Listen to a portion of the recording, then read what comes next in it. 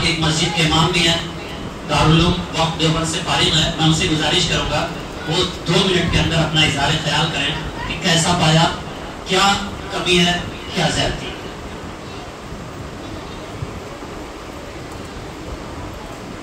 السلام علیکم ورحمۃ اللہ۔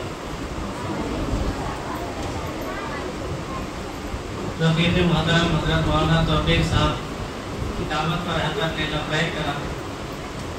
ماشاءاللہ آنے کے بعد اس سے پہلے بھی حضرت نے یہاں کی بہت ساری چیزیں پہلے میں بھیجا تھا، اسی سے اندازہ ہو رہا تھا کہ واقعتاً یہ تعلیمی ماحول ہے، بہت اچھا ماحول ہے۔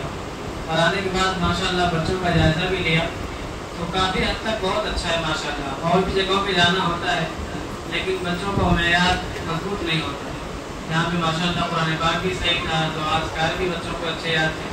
بس تھوڑی سی ایک چیز ہے کہ بچے اگر محنت کر کے قرآن پاک پر زور دیں اور مقارب کے ساتھ پڑھنے پر زور دیں تو انشاءاللہ یہ قرآن پاک کا جو اصل اعزاز ہے، جو اصل خوبصورتی ہے، انشاءاللہ وہ چیز آ جائے گی۔